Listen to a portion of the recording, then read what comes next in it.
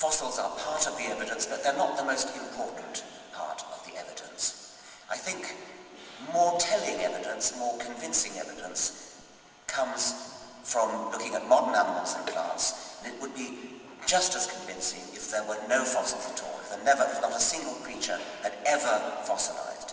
We would know absolutely for sure that evolution was a fact from, for example, the comparative study of molecular genetics. I said that all living creatures have the same DNA code. What that DNA code spells out is protein. Individual genes, particular genes, spell out the sequence of amino acids in a particular protein. And you can find the same protein in lots of different creatures, and the same gene that codes for the same protein. They're not exactly the same, and therein lies the evidence for evolution. Because although they're recognizably sufficiently similar that you can say this gene in a mole is the same as this gene in a human, it's the same gene.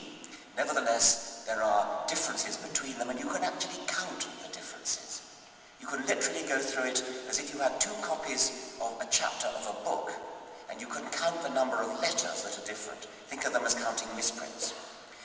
The chapter is obviously the same chapter. It's clearly saying the same thing in the mole and the human, but there are misprints here, there are letters that have changed. And so you can count them and you can say how far apart the human and the mole are. And taking the same gene again, you can say how far apart the human and the chimpanzee are. And they're much closer. They have much fewer differences. How far apart is a mole and a shrew? They are close to each other, but distant from humans and chimpanzees.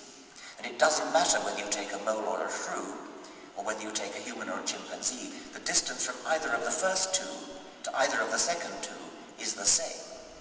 Of course it is on the evolutionary theory, because the mole and the shrew have a recent common ancestor, and the human and the chimpanzee have a recent common ancestor.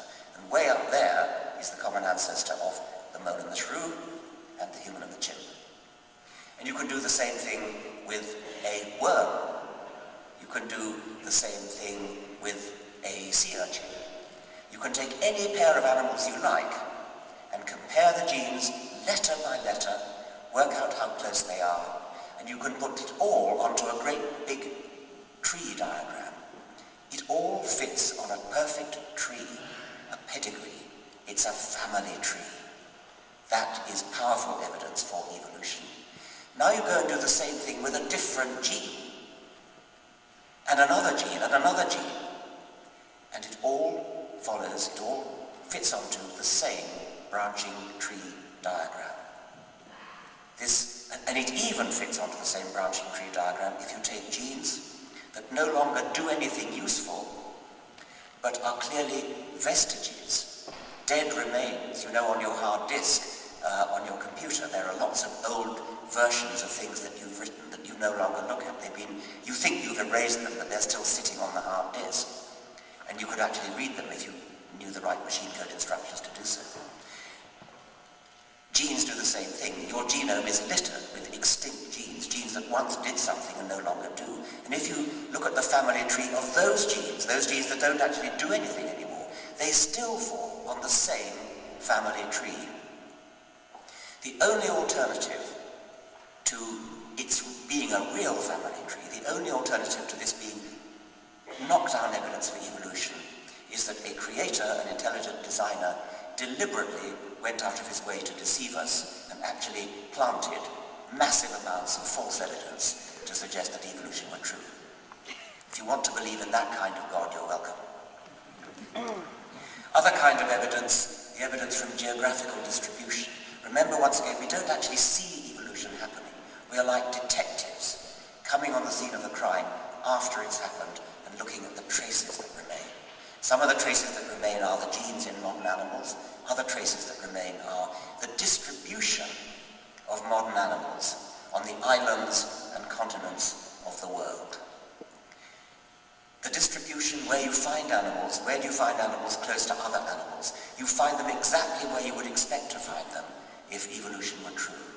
Darwin first noticed this on the Galapagos Islands, which lie 600 miles off the coast of South America, off the coast of Ecuador, what he called the Republic of the Equator. The animals and plants of the Galapagos Islands are kind of recognizably of a South American type. But they're quite different from South American animals, but they're more like South American than any other kind of animals. And if you look from island to island within the Galapagos archipelago, you find that they are much more similar to those of neighboring islands than they are to those on the mainland. This is exactly what you'd expect on the evolution model, which says that once in a blue moon, a South American animal, by a freak accident, maybe a hurricane blows a bit of driftwood with a lizard on it, or a group of lizards, across the ocean from South America to a Galapagos island. The lizards scramble out onto the beach. This has actually been seen in other islands in the world. And they start reproducing, and they start evolving on the island. And then a much less freaky accident, a much more probable accident, drifts some lizards from one island to a neighboring island. And that's why you get differences between the lizards on different islands, but they're much more similar to each other than they are to the lizards on the mainland, because it was a much more unlikely accident. It's much more unlikely that a piece of driftwood will drift 600 miles than that it will drift only 20 miles, let's say.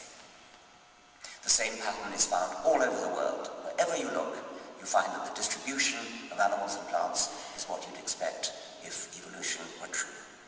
And there's lots and lots more evidence of the same kind of the detective coming on the scene of the crime after it happened. There's even some direct evidence that we can actually see through our own eyes. And I do have a chapter called Before Our Very Eyes, which is about evolution that's occasionally sufficiently fast that we can actually see it happening. We don't have to be detectives coming on the scene of the crime. It's as though we are actually eyewitnesses to the murder. And there is a chapter about that. I think I probably would. I want to leave time for questions. If anybody wants me to ask about that, they can do so. What I don't quite understand is why this beautiful, elegant, overpoweringly wonderful idea, which clearly does the job that we wanted to do in explaining things, arouses so much hostility. It is a fact that, according to Gallup polls, more than 40% of the American people not only don't believe in evolution, but don't even believe the world is old. Some 40% of the American people, if Gallup polls are to be believed, think that the Earth is only 6,000 years old. The true age of the Earth, as I told you, is 4.6 billion years. Now, that's not a trivial difference. To give you an idea of the magnitude of the error, it's equivalent to believing that the width of North America from New York to San Francisco is 8 yards. That's scaling it from time to distance. So when you meet a creationist, and you certainly will because you live in America, when you meet a creationist who thinks the world is only 6,000 years old, you can tell them what you believe is equivalent to believing that the width of North America is 8 yards. How do we know that the world is old? Well, I have a chapter on that as well. I won't go into the details. It's using radioactive isotopes. Physicists know the rate of decay of radioactive elements, and we can use that to date particular rocks. And by dating rocks, we can also date the fossils that lie between those rocks, or under those rocks, or over those rocks. And that's how we know how old fossils are. It's one of the ways we know how old fossils are. And it's how we know how old the Earth is. There's all these different strands of evidence, lots and lots of different strands of evidence, all come together to demonstrate utterly conclusively that evolution is a fact. And I'll stop there and see whether anybody has questions. Thank you very much.